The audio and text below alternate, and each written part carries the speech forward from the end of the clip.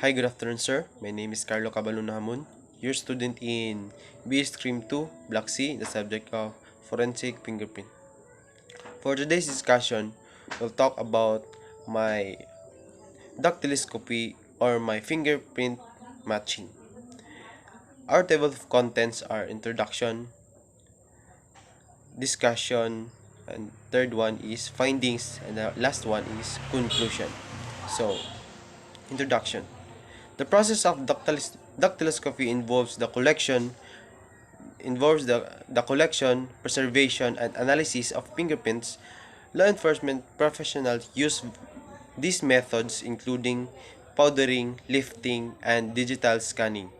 To collect latent prints left behind in the crime scenes, these prints are examined under the magnification or using advanced technologies to identify unique patterns and classify them into specific categories.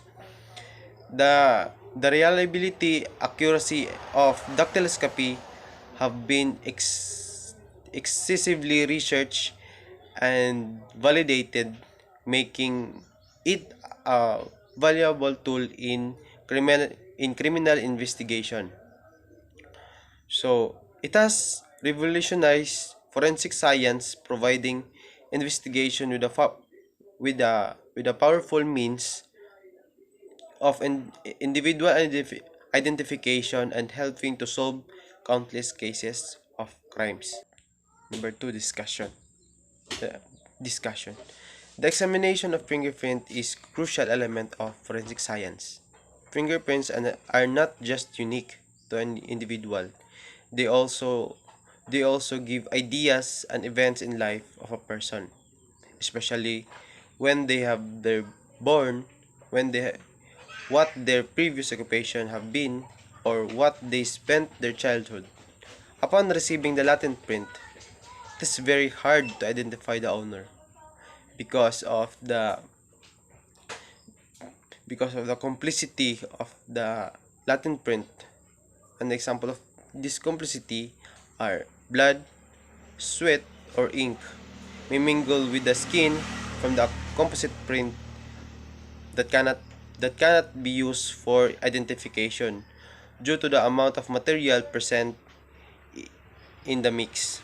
Even though I have uh, even though I have complicity to find the latent print, I man but I managed to identify it through examination of I through examination and identification. Number 3, the findings. The latent print that I have examined is ulnar type of pattern.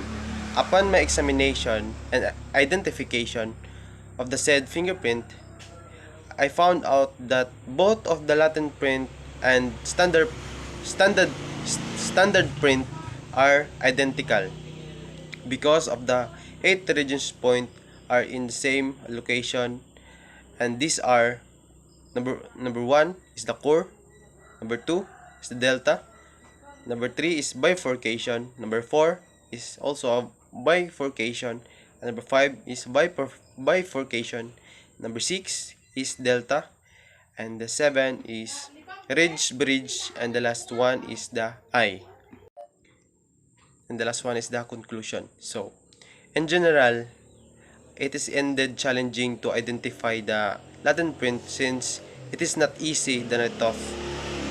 So it takes weeks to identify the missing piece of the latent print because of some complicity of finding it, and therefore I conclude that the latent print that I have is belong to Mr. James Butalid because it is so very because it is very identical to the standard print of